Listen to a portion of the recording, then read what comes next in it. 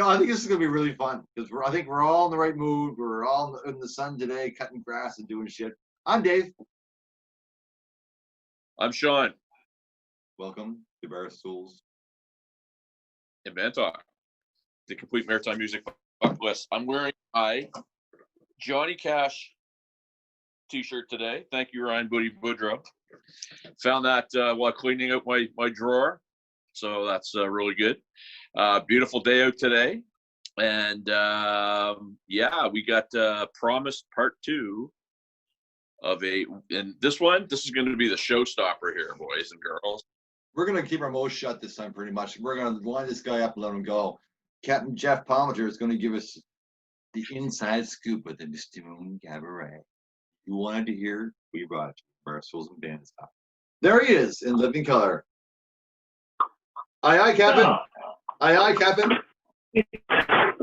How are you doing today, huh? Hey, Jeff. The beautiful day here in Halifax. That it is, yes. I'm working on my clothes too. I'm hoping to look like you soon, Sean. And maybe with a little bit of luck, I'll get at it if I can find some niceness from back in the. Hey. Listen, I've really been enjoying the show. It's been great, and it's amazing what you guys have done when it comes to just all the interviews and visiting the hotspot. It's certainly a labor of love because I know you're not making $1 million a day doing this by interviewing. Yeah. But I've been going through the interviews, and it's really cool because it really brings back some old memories. I enjoyed the one with Maurice. I haven't seen Maurice in years, and he was an incredible entertainer, but always did nice numbers for me back in the day. I really enjoyed the Roy Mumbercat interview too. Truth be told, Roy taught me a little bit about, actually. I'd see him setting up, and I'd just be kind of watching him, and he'd be climbing up and down ladders, aiming fire cans and stuff. And he showed me how to use those little pins that he used to use back in the day to make scenes. Right. And oh my God, how archaic is that? So it's interesting to see the changes on the technical side for Roy. But at the same time, Jeff, you heard him tell that story. It's almost so sophisticated now. Like you almost need to have the Google YouTube video to find out how to do this stuff. I mean, it's crazy the technology that has changed. Oh, it's amazing. I saw Brad Fox doing a show at the Shore Club last year with Rollins Cross, and Brad and I go back a long ways. Kind of sat and watched what he was doing, and instead of having like a 60-channel soundboard and I don't know, 50 sliders for lights. It was all done by computer. I was just blown away by it. So things have certainly changed. Sure have. But I love the interview with Al Gadet, and it really got back to memories of the old dinosaur days with him and Peter and Gary and James, Al, Rob, Steve. James was our host back in the day. Yes. And things, so we had to part ways, but an incredible guy. And I don't know what he's doing these days, but just a really smart, fun guy. Also, Brant was doing sound. He was fun. And just so you know, I was their light. You were the light man? I was their light man Sunday afternoon. Yeah, I didn't know what I was doing. I just hit buttons when I thought something would beat, and that was fun. And I think it was a show they were doing. Trooper was playing that night, and as opening acts, really was given.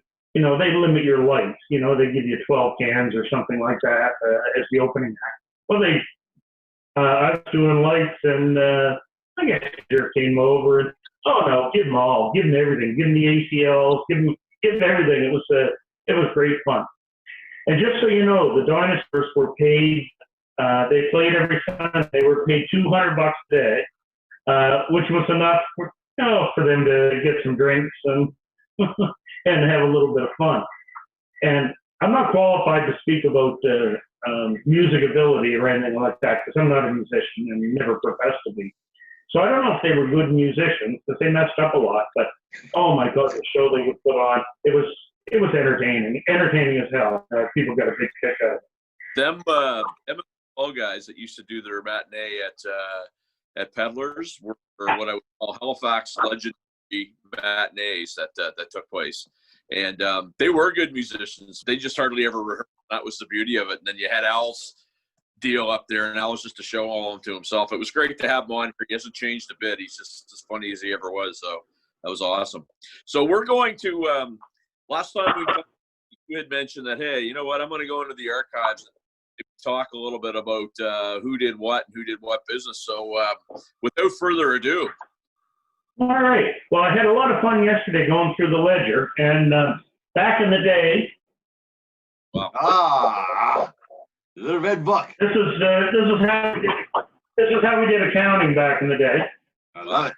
And my bookkeeper, Linda, she was awesome. So she kept track of sales by night, cost of entertainment, cover charge. So I've got every day since I owned the place recorded. But I went through and I realized there's a lot of acts. In just under 3 years, there were 322 bookings. And when I went through it, I was trying to find some highlights. Oh, there's too much to talk about. But let me start with a couple. Or before I do that, can I tell a couple, like a little shout out or a couple here? Absolutely. First of all, the staff, I can't say enough about the people I work with there. I was doing some number crunching, and I figured on a busy night, they were probably selling 10 to 15 drinks a minute on a busy night. So the most incredible skilled people you'd ever meet. So again, I have to throw a shout out to them. And also keep in mind, we didn't have cash registers. So they'd have to add up drink orders in their head. So it was quite impressive. But before I get into the numbers, one quick story I need to tell you, which you'll get a kick out of. There was a fairly legendary blues singer who used to play once or twice at the Moon. And I can't tell you his name because this is sort of confidential. But he was paid for the week $5,000, which was a lot for me to pay somebody, but he was quite well known.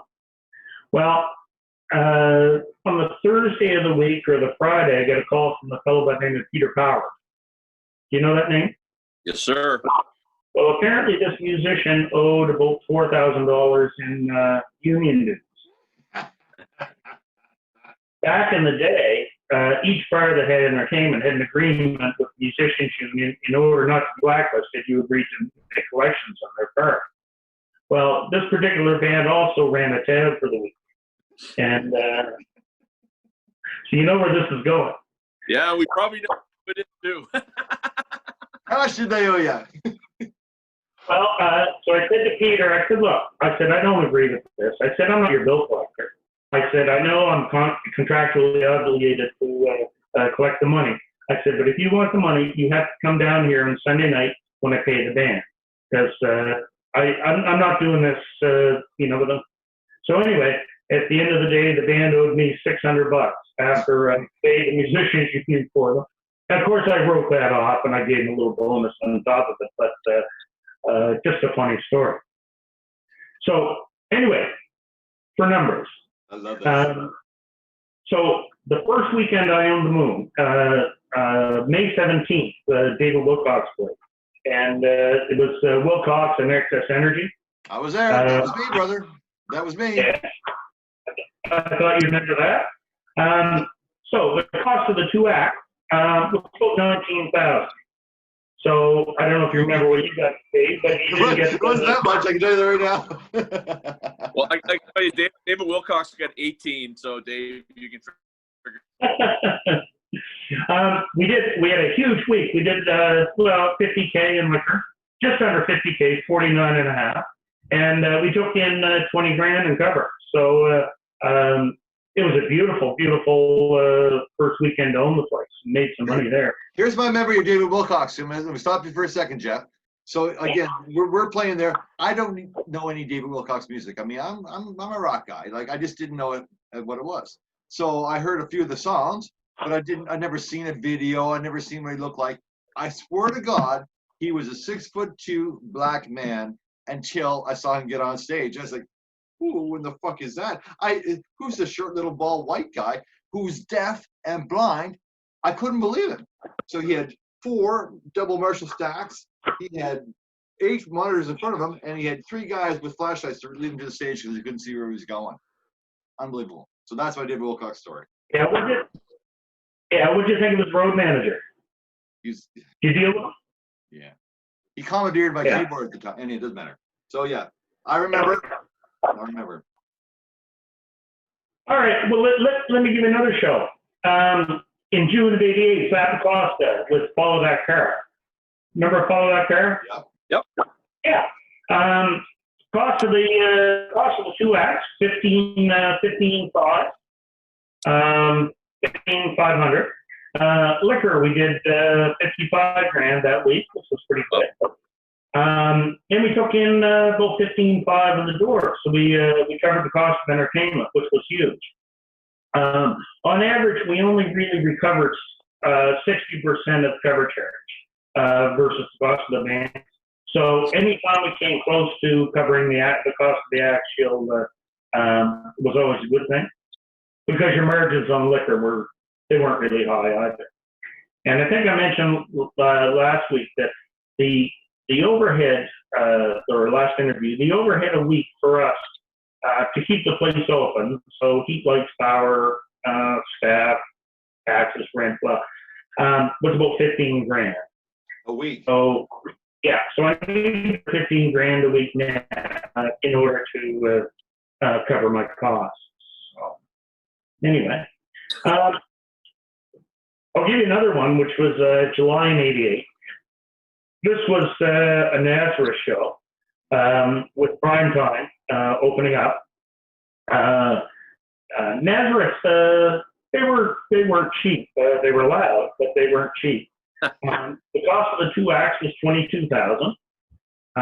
We did 54,000 that week in liquor sales, and we took in 18 on the door. So we lost 4 grand on the door, but we did okay because we sold some booze. We did a great show with the box, and I'm going to talk about 2 of the box shows. This was the better of the 2. They played 2 nights, cost $18,000. We did take in 17 grand on the door, so that was good. And we were able to pick up 33,000 in liquor sales. That was just for 2 nights, incidentally. I've got another show, Luba. The cost of that show was the entertainment there was $20,000. We sold 48,000 in liquor. Only took in 20,000 on the door, so we lost 8,000 on entertainment. So I would consider that no, we wouldn't have made any money. I've got a Carol Pope show that cost 12 grand in entertainment. We got 12 grand on the door. We did 40 grand in 40 grand in liquor. I've got a few more here if you want me to keep going. Yeah, these are perfect numbers. I'm curious so far now. So between the box, David Wilcox, Carol Pope, Luba, what were you typically charging per ticket? Was it 6 or 8 or? No, 5 or 6. I could never. The only time I charged more than $6 was the Geoff Palmeter, which I'll talk about shortly. And we charged 8, but never more than 6, which is a sin. And if I could have covered the cost of the entertainment with cover charge, if people would have been willing to pay that, you never know. I might still be in business.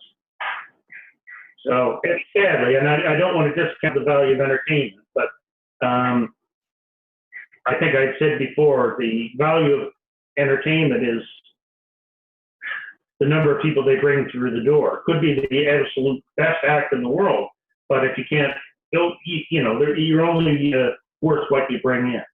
Yep. Keep going. We love the numbers. All right, I've got a Trooper show and Follow That Car.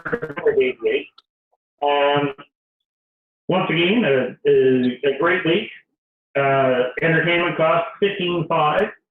Cover charge took in $14,000. And we did $50K in liquor. So beautiful show. I got a December Razor Boy show. And I don't know what they're charging now for a week, but we paid them $5,500, which was really on the high end for a local act. We were able to take in just over $4K, and we did about $30K in liquor. So not too bad. Yeah. So I have two Healy shows that I'll talk to you about. One was in February of '89, and I think it was 3 nights they played. I'm not sure. My notes may be off. Their cost was $12,000. Cover was $12,000. We sold $40K in booths. Beautiful, beautiful show. Yeah. I've got another February '89 show, and this is the Spoons. This was not one of our prouder moments. Cost of entertainment that week was just over 15,000. We did 26,000 in sales in booze, and our cover charge revenue was just over 6,000. So that was a $9,000 loss. So we lost the shirt that week. And it just reminds me of the risks of doing shows in February, because that would have been a snowstorm. Sure. And yeah. So the big one, the biggest night we ever had, one night thing was the Geoff Palmeter show, the Much Music thing. And this is a one night show, and we ended up, the contracted price for Healy was $10,500 for the night. We ended up paying, because there was a percentage based on that, ended up making $15,000 that night. And in that one single night, we did $30,000. So this was by far the big night, at least when I owned it, that we ever had. So it was, that's the one you see filmed on Much Music. Right. And ironically, no, go ahead, Dave. No, my internet's a little bit glitchy here now, Geoff, so I apologize sometimes. I want to clarify again. You did $15,500 for the cost, $30,000 at the door? No, sorry. It was $10,000 was the cost. $10,500 was their contracted price. They ended up making about $15,000 because of percentage, and the cover was about $15,000. Okay. About $50,000 what we took in, and the liquor sales that night was $30,000, just over $30,000. So by far the biggest night. Wow. And a funny story about that show, though, Dave, Sean, I've shown that to my son, the Much Music video, and he's 26, and he says, "Oh my God, Dad, people are actually smoking." Yeah. Yeah. So it's just a sign, I guess, that we're getting older, I guess. And I can remember from shows and getting in the shower and smelling like cigarette smoke after the bar. I remember smoking on stage, for God's sake. Like, you know what I mean? It was a thing, right? So the that Healy show, what was the preamble to that? Was that something that was in the works for a while, or did that Much Music thing just kind of happen? I had Healy booked, and Much Music had contacted me saying, "Look, we know you've got this Healy show going. We'd like to do a live show. We'd like to tape it." And so there's a bit of there's a lot of legal stuff that goes into stuff like this, getting their agents. Fortunately, Healy they take any press they could ever get. So that went quite well. But there was a lot of contracts and legalese that had to be worked out. But we had booked the show anyway. Much Music had just wanted to jump on it. That's all. Right. And that would that have been like a situation too where you would have been able to say, well, hey, we're going to partner, kick in something for it, or was it more or less, this is going to be promotion for your bar, take the free promo and be happy with it? Yeah. Now, of course, if you watch that video, you'll see some strategically located banners that say Misty Moon on them. And I made sure that they were placed in places that, like the ACLs would catch, or if they were doing a wide pan, you'd be able to see it. So, and actually the publicity associated with having Much Music film it, that was a bonus because people wanted to be part of that event. Sure. And they were huge. Much Music was huge at the time. It was perfect timing for you, I'm sure. Yeah, that was my question too. If they had any kind of promotional money or anything that they gave to you, or there's a lot of extra. I mean, who talked about that was Al talked about how incredibly hot it was that night. It's just the extra lights were. It was hot, and the last interview we talked about it, and it was BMI, I think it was their label, and they had some money, and they hosted a record sort of a release party, so it was a VIP event upstairs, and Geoff was there. Before we opened the upstairs, he rolled record off, people went crazy. But no, there wasn't really, BMI just promoted it themselves, but it wasn't, I never got anything out of it other than lots of free press. And I didn't care. I'm in the nightclub business. But somebody else did a Much Music segment there too, did they not? It was The Hip. Yeah, the Hip. Yeah, that's an interesting show because the Hip played for me twice. Once in November of '89, I think, and I think we paid them $5,000. I could go through the book. I don't have that written down here, but I paid them $5,000. We did about 6 on the door. We sold some bowls, and that was just when they were starting to take off. Yeah. But we did that the live show, the Hip in April of '90, and their cost at that time for the show was only $7,200, which wasn't bad. We took in about 12 on the door, 11 on the door, give or take, and so they made a little bit of money. They got into percentage, and we did $25,000 in liquor that night. So that was the second busiest night, second only to the Jeff Healey show. And again, it was a Much Music event. And we've had 3 or 4 people host that show on the site since we started. So yeah, it's and again, I wasn't at that show, but all I could remember is what a perfect bar for types of live concert shots. If you remember, it was the big stage that was double tiered. You had the second floor that was like theater type, seat, huge, open floor, and perfect. It would have been perfect. There'll never be another bar like it, in my opinion. Like, so the bar, to be fair, I wasn't that gauge and I don't think it was that Kent Road. But I mean, to me, that was the bar. It was a perfect set for a rock show. Maybe not for, maybe not for an intimate little, like an unplugged thing with Much Music. Maybe not. But oh my God, what a rock show bar that was.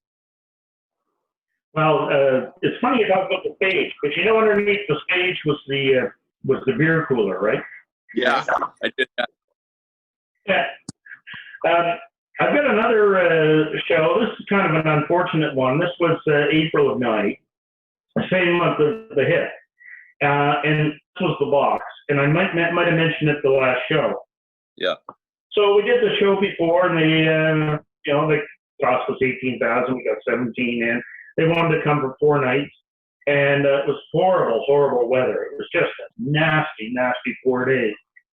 So the cost of the entertainment with the opening act was $21,000. In that week, we sold $14,000 in booze. We took in $4,700 in cover. So that was a loss. So I lost $16,000 on the door. I remember paying them, and usually pay them in the 20s. And Christ, at that time, I think I was paying them in like 2s and 5s.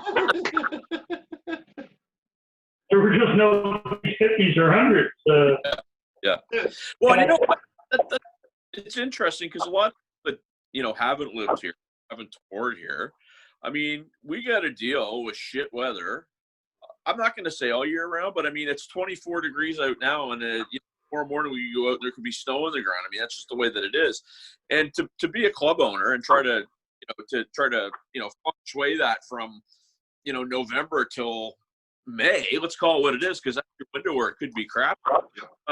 You must have to really start to think about who you're going to bring in, because there's tour cycles and people promoting stuff, but you got to think about going to make money on and what are we, going to do well on. That's got to be a real tough part of the business. For me, I thought it was a pretty safe bet because they had played about 8 months before. Great show, huge response. Everybody loved them, and they were popular. And I love the Box too. Incidentally, they were great band. My favorite act. And but these things come up, and one of the problems, they would book a tour. Sadly, a lot of these acts would book a tour based on a Misty Moon date or a Pals or Crazy Horse date. So they get, the decent headlining show where they make their money. And prior to that, they do maybe do a night in Fredericton, a night in Moncton, maybe a night in Charlottetown or something, where they wouldn't make near the money they'd make when they played for me. So they build a tour around the money. So another question I have for you, Geoff, and I mean, we kind of touched upon it a bit, but in terms of regulations, fire marshal, liquor inspector, that type of thing, how prevalent were they? Because nowadays, bars get picked on by those guys like you wouldn't believe. I've been in a bar downtown where they just come in and they're borderline going to shut the whole place down, and it's a good night and really there's nothing going on, but they have the power, I guess. How were they to deal with it? It was interesting. It was regulated like there was no tomorrow, as you know. I had a wonderful relationship with the liquor inspectors. If somebody came in with a fake ID, for instance, and they showed it to me, I'd take it. No, that's not you. Put it in my pocket. Or I'd ask them a skill testing question. One of my favorite ones was, what sign of the zodiac are you? Zeus. Yeah, thanks. But I'd also find, and so I'd collect those, and I'd also find the liquor IDs people would have left or laying around. So I'd stack them up and send them off to the liquor board. And they just, so these compensated or confiscated that were being used as fake. So they thought I was like a star. Now, I did send some that I had taken, but a lot of them were ones that I found. So no, they treated me well, and I wasn't. In all fairness, Sean, I was not out to break any age rules. I did get charged once for serving somebody underage, and they had a fake ID. But I could go on about that. But the liquor act is it's interesting because there's no defense. If somebody is underage in your bar, you're guilty. Oh, really? So if they show a fake ID, you're still guilty. Yep. No matter, it's an absolute liability, it's called, which, in my opinion, is unconstitutional. And my lawyer thought so too. So ironically, I did get caught, and the young lady came in, and the liquor inspectors, they caught her with the police, and I got charged. She came in a week later with a fake ID, with her picture, her name on it, and a date of birth. So, of course, I took that as evidence. And first I was able to get off, but it was only a technicality that I was able to get off. It wasn't because of the ID. Yeah, because one of the things, and I mean, I'm still playing the bars, and it blows me away, and I don't want to get too political because I'm not that guy, but, you'll see politicians, you'll see all these people that are always making the regulations and coming up with new and interesting ways of bringing the industry around, yet they're always frequenting all the places, and it's one of the heaviest regulated industries, and it gets more shit thrown at it, and it gets less help. And it just, to me, I just keep saying, how long are you going to kick something when it's down where it might not get back? We could be at that tipping point for a lot of these folks now. Yeah, I will say that I was much 98% legitimate. There were very few things that I did that were kind of breaking the rules. I mean, there were some things, obviously, but I would think most decent bar owners are the same way, because they don't want the hassle. They don't need to be shut down. If I was shut down for a week, I couldn't afford to be shut down for a week. You told me that too, Geoff. That was an interesting statistic that you told me when we first started talking to you, that you said, based on this whole COVID shit, if you had gone, well, now it's been 2 months, or 3 months now. I can't hear you, sorry. Okay, I'll wait for a second. When you and I first started talking, you had said about with I can't hear you. Okay. You breaking? How about now? I think what he's saying. I can't hear you either, Sean. Oh, did we go out? What's going on, Dave? You got a It's a fucking squirrel. We'll run fast enough. Geoff can't hear now. Can't hear you. Okay. We'll wait for it to catch up. Can't hear you. How about now? Can you hear us? I can't hear you.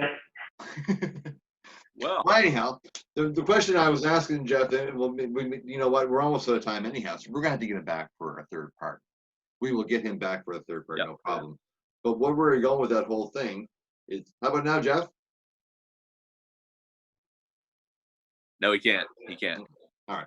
So we're going to bring Geoff back for a third section, because obviously we have questions that didn't get asked. And we kind of asked folks to write into us to ask them some questions. One question was with the biggest I can't hear you. bar tab. It's okay, Geoff. It's okay. We're still friends. So what we'll do is we'll get some more questions like that, Sean. And I wish I could listen. Okay, so we're gonna wrap and we're gonna come back. Send him a text and let him know what's going on. Yeah. Geoff will I be guess back. we're saying goodbye. So it's good to see you both, and I'm glad to chat, and look forward to seeing you guys playing live somewhere soon. Have a good one. Cheers. All right. Text him right away. Barstools and Text him Bandtalk. right away. How about all right.